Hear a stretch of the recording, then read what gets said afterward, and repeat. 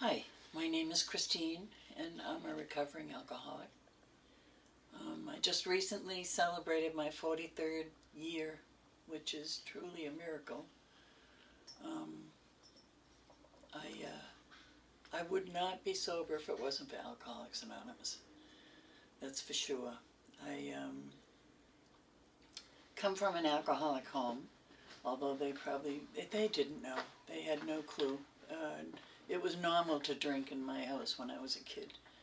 My parents were hardworking, honest people who were daily drinkers and went on binges.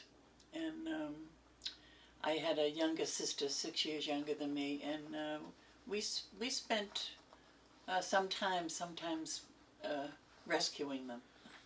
It was kind of funny, but anyway, so drinking was normal. My mother would go to a wedding, and we had she had lots of sisters, so I had lots of cousins. And she would, at the beginning of the wedding, she would say goodnight to everybody because she would say she couldn't do that later, and everybody thought that was hysterical.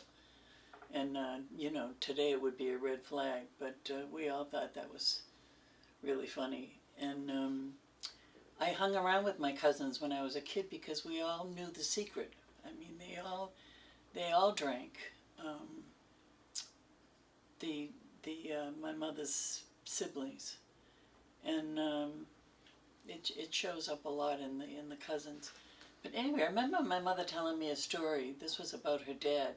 Her dad had TB, and he lived on the porch.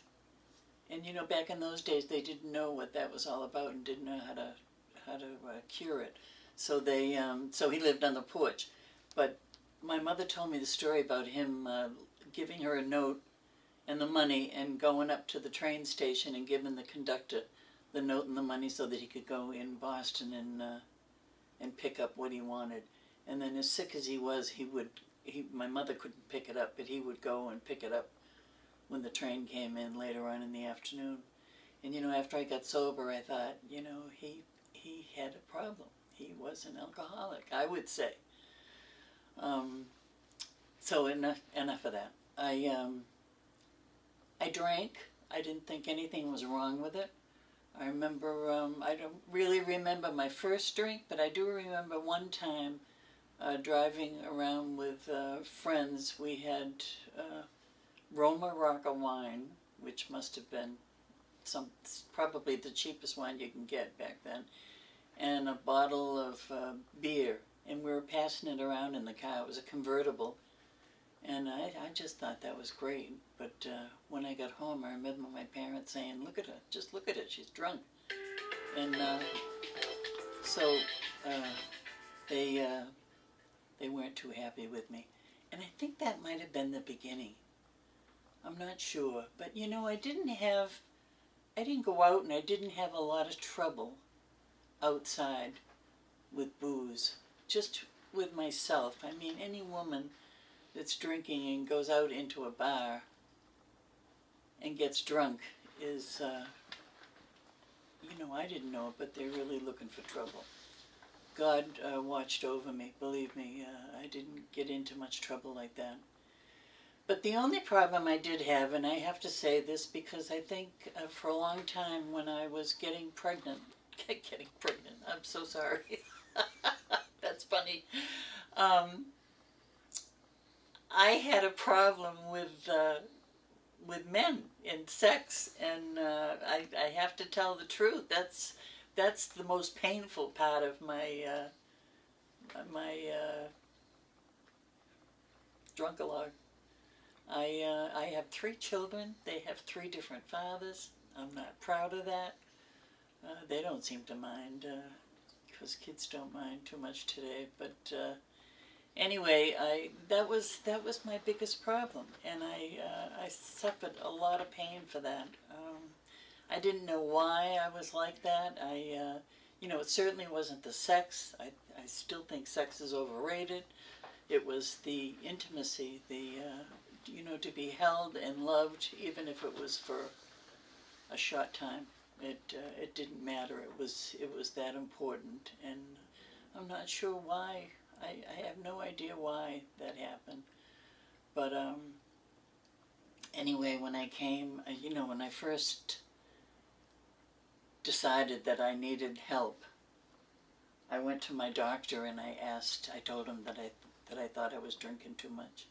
And I wasn't sure what he was going to do about that, but he gave me a prescription for Librium and told me not to take it when I was drinking, so I took it instead of.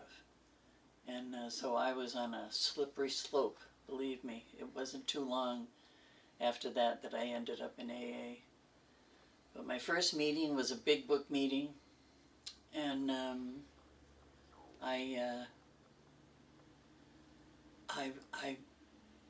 just knew I was home. I had no idea what an alcoholic was. I knew my parents weren't. I just wasn't subjected to anything like that. I guess I figured an alcoholic was someone who lived on the Bowery. So my first meeting, I just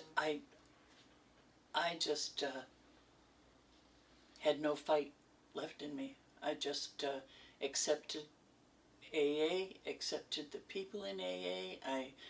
I found out that I had a disease and that I could do something about it. That if I went to meetings and became a member of AA, that I could. I had a daily reprieve. How many people can say that with some other disease? I just embraced it and I accepted it hook, line, and sinker. There were some women there from the group that I got sober in, and they invited me to their group, and I started hanging around with the winners, and that's the whole idea. I did everything I was asked to do. I didn't say no to anything, and that's the secret. I had no fight left in me. I wanted what they had, and it was just that simple. It's not easy. It was difficult. My worst four-letter word I could think of was time, because I wanted everything now, and I knew it was going to take time. But I got a sponsor right away, and she was sober a year and a half, and she was the best thing for me.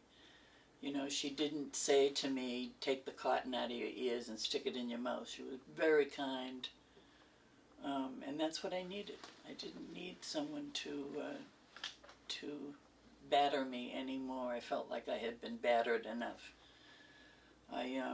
I sat in meetings for a long time waiting to hear someone say that they had a life like I did and were promiscuous, because I thought if you knew that about me, you wouldn't want me here.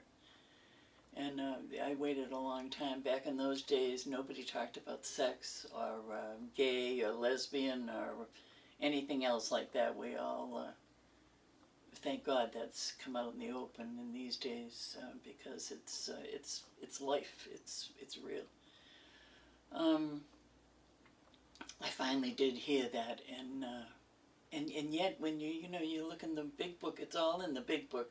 They talk about instincts gone awry, and what happens when that happens. And so my group had a step meeting, and I thought I had to go to it, so I did. And I sat and listened for a long time before I was able to. I identified, but before I was able to speak and say anything, I certainly identified with everyone. I remember one time listening to a woman speak at a meeting, and I was with my sponsor, and I don't know why I did this, but I turned to my sponsor and I said, "This woman's bugging me. I don't know why, but I don't even know why I told her that." And she said to me, "You know why?" And I said, "No, why?" And she said, "Because she's telling your story." And she was absolutely right. And the story she was telling was something that I hadn't even told my sponsor yet. So I learned a lot by that. I learned that, when somebody was talking and it was something that I didn't like, or didn't like that person, or something kind of there was a little bit of negativity there, I learned to look at myself. And my sponsor also said, she was so patient with me. When I would say, the boss is doing this, and my son is doing this, and my father, and, she would be so patient, and then would say, and what about you? And I used to think, oh my God, she always comes back to me. It used to make me mad. But I got in that habit, so that when I did get to a point where I was complaining about everybody else, I would think, what about me? And then I would look at myself, and that was very good for me. Anyway, I went to step meetings. I did everything that I was told to do. I talked. I remember the first time I spoke, 3 months sober, I was terrified. I spoke at a halfway house, and I remember looking at a chair in the room in front of me, and that's all I looked at. I was so afraid. But everything has been, my life has changed. My life is fantastic today. They talk about the promises. I feel like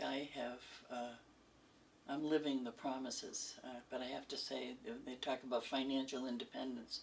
I haven't got there yet, but I think that's normal. Anyway, I was 3 years sober, and a guy came to the meeting to ask me out, and I didn't realize it. I was talking away. I had gone back to college. I was in Boston taking a course in philosophy. And anyway, he asked me out, and it was really great. He showed up in this car that was I think it was an old Pontiac. It didn't have a smooth spot on it. It was all dented. And it was green, and the driver's door was red. And I thought, boy, any guy that can ride around in this car and feel good about himself, it's got to be okay in my book. So we went out to dinner, and unbeknownst to me, he had shrimp scampi. And then we went to the movies, and in an Irish whisper, he told me through the whole movie about every detox he had ever been in. And I fell in love. And we were both 3 years sober, and we got married, and we had a wonderful marriage. We were both a lot alike, and we kept each other sober. And sorry to say that after we were married 20 years, he passed away, lung cancer. And we didn't ask for a diagnosis. We took it a day at a time, and it was okay. We would get bad news, we'd cry, and then it was him that would say, tomorrow morning we wake up and we start all over again. And I miss him. Even to this day, I miss him. That was 18 years ago. When I got sober, my daughter was a problem. She was a runaway. She was 13 years old. And the court put her on probation, and that probation officer put me on probation too. So that made a big difference. That probation officer told me that she needs a mother. She doesn't need another friend, and that changed a lot of things in our lives. That daughter is 58 years old today, and she's a grandmother. And my grandchildren have children, so I have 4 great-grandchildren, and I'm telling you that doesn't get any better than that. I have reasons every day for being grateful for Alcoholics Anonymous. I'm very active. I go to meetings. I belong to 4 groups. You don't have to get that active. I'm a little overzealous at times. And in service, GSM and GSR for one group, and I go out and speak on commitments, and I love that. It's probably part of my ego. Anyway, I don't know what else to say. I would not be sober if it wasn't for Alcoholics Anonymous. And anyone that's listening and you're new, just give it a try. Just give it a try. Just give in, and it works. It works for everybody. Thank you very much.